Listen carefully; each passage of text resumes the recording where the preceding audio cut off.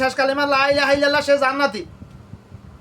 কারণ কোনো আদম সন্ততি সারা জীবন নামাজ পড়ে না, তবে নামাজ পড়ে না, তবে সে যদি মৃত্যুর আগে যদি কালিমা পড়তে মুখ থেকে যদি বের হয়ে যায় লা ইলাহা ইল্লাল্লাহ, সে তার উপর জান্নাত ওয়াজিব। কিন্তু কিন্তু এত সহজ না, সে সারা জীবন নামাজ পড়লে না তার মুখ থেকে অটোমেটিক আল্লাহ তারা তাকে কালিমা নসিব হয়ে তাকে শয়তানের ফেতনা থেকে হেফাজত করার জন্য আল্লাহ ফেরেশতা পাঠাবে, এরকম এত সহজ না, এরকম সুযোগ কম, খুব কম, খুব কম। কারণ মৃত্যুর ফেতনায় পতিত হবে প্রত্যেক আদম সন্তান, প্রত্যেক আদম সন্তান মৃত্যুর ফেতনা, নবী রাসূল ব্যতীত প্রত্যেক আদম সন্তান মৃত্যুর ফেতনায় পতিত হবে হবে হবে। অর্থাৎ প্রত্যেক আদম সন্তান জীবনে একবার শয়তানকে, জিন শয়তানকে চর্মচক্ষু দিয়ে দেখতে পারবে, সরাসরি নেক্সট শুরুতে দেখতে পাবে। এটা মানলেও সত্য, না মানলেও সত্য, বিশ্বাস করলেও সত্য, না বিশ্বাস করলেও সত্য। ওই সময় যদি, সময়টা হলো মৃত্যুর পূর্বে, যখন সাকরাতুল মউত শুরু হবে, মালাকুল মউত সামনে আসবে ওই সময় যদি আল্লাহ পাক কুদরতিভাবে আল্লাহ পাকের রহমতে ফেরেশতা পাঠিয়ে যদি ঈমান হেফাজত না করে, তাহলে মানুষ বেঈমান হয়ে দুনিয়া থেকে যাবে।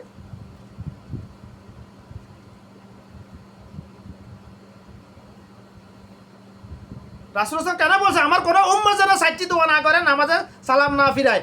আল্লাহুম্মা ইন্নী আউযু বিকা মিন আযাবিল কবর ওয়া আউযু বিকা মিন আযাবি জাহান্নাম ওয়া আউযু বিকা মিন ফিতনাতি মাসিহ দাজ্জাল ওয়া আউযু বিকা মিন ফিতনাতি মাহইয়া ওয়াল মামাত।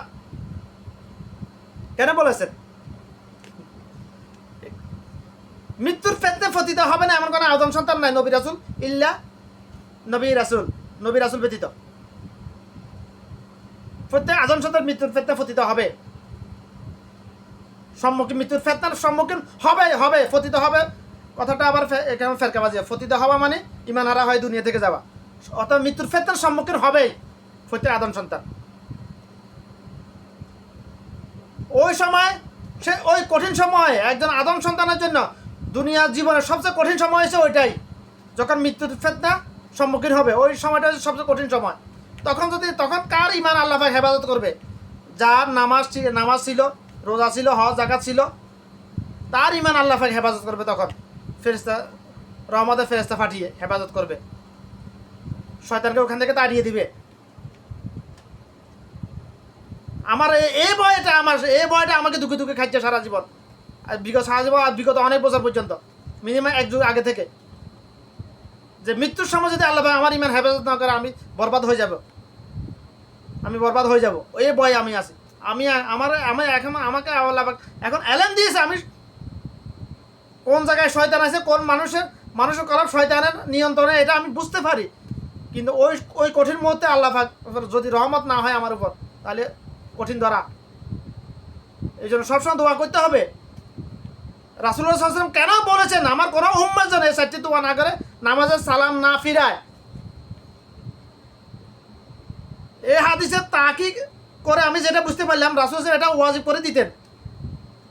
অনেকগুলো মুস্তাহাব, অনেকগুলো আমল আছে যেগুলো রাসূল ওয়াজিব করে, কিন্তু করেন না কেন?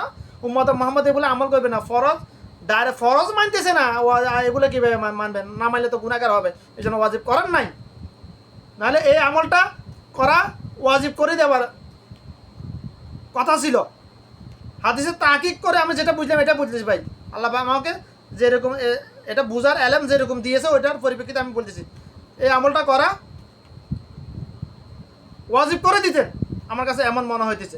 করেন নাই কেন? উম্মত মুহাম্মদী আমল করবে, না করলে গুনাহগার হবে, এই জন্য করেন নাই। কারণ যে 60টা ফিতনার কথা বলা হয়েছে এখানে,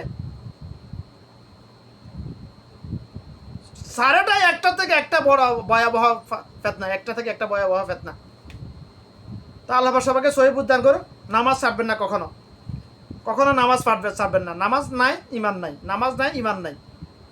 নামাজ না ছেড়ে দিয়েছেন তো দুনিয়াতে হাহাকার লেগে থাকবে, আপনার বারকা পাবেন না, খুঁজে পাবেন না। যারা ইহুদি কাফের করে জন্ম হয়েছে তাদের কথা আলাদা, যারা মুসলমান মা বাপের করে জন্ম নিয়ে নামাজ ছাড়ি দিয়ে ঈমান হারা হয়ে আছে, তারা দুনিয়াতে কোথাও বারকা খুঁজে পাবে না, রহমত পাবে না। তাদের জন্য আল্লাহ পাকের রহমত বরকত এগুলো আসবে না, কারণ রহমত আর বরকত এই দুইটা জিনিস জমিনে নাই, এগুলো আসমান থেকে আসতে হবে, আল্লাহ পাকের পক্ষ থেকে। কার জন্য আসবে? যার ঈমান আছে, যারা ইমানওয়ালা দাবি করতেছে এবং ইমান আছে, আসলে প্র্যাকটিক্যালি প্রমাণ করতেছে, তাদের জন্য আসবে এটা। আর যাদের ইমান, যারা ইহুদি কাফের ঘরে জন্ম হয়েছে, হিন্দুর ঘরে জন্ম হয়েছে, তাদের সিস্টেম আলাদা। তাদেরকে আল্লাহ দুনিয়া দিয়ে দিবে। যারা মুসলমান মা বাবার ঘরে জন্মগ্রহণ করে ইমান মুনাফিকি করতেছে, নাস্তিকবাদী করতেছে, ইমানারা হয়ে যাচ্ছে, তাদেরকে আল্লাহ দুনিয়া একটু কঠিন করে দিবে। কেন করবে? তার ইমানটা যাতে ফিরিয়ে আনতে পারে, ইমান টিকিয়ে রাখার জন্য ভাই। এটা আল্লাহ পাকের রহমত। এটা আল্লাহ পাকের রহমত। আমাদের যে মাঝে মধ্যে জ্বর হয়, সর্দি জ্বর হয়, এটা আল্লাহ পাকের রহমত। একজন মানুষের যদি বছরে একবার মিনিমাম সর্দি জ্বর না হয়, ওই মানুষটা মুনাফিক নাস্তিক হয়ে যাওয়ার সম্ভাবনা খুব বেশি, ইমানহারা হয়ে যাওয়ার সম্ভাবনা খুব বেশি, মানুষের উপর জোরম করার সম্ভাবনা খুব বেশি। এটা আল্লাহ পাকের রহমত আদম সন্তানের উপর, মাঝে মধ্যে সর্দি জ্বর হওয়া, রোগবালা হওয়া। কারণ রাসূল সাল্লাল্লাহু আলাইহি ওয়াসাল্লাম বলেছেন, রোগবালা হলে মানুষের পাপ সাফ হয়ে যায়, সাফ করে আল্লাহ পাক রোগবালা রসুল্লাহ।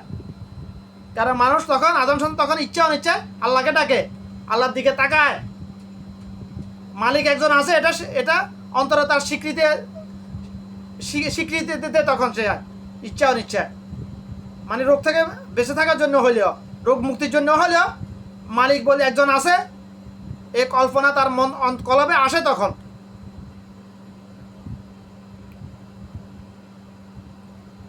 তো আল্লাহ কথাগুলো সবাইকে বোঝা সহি বুঝতে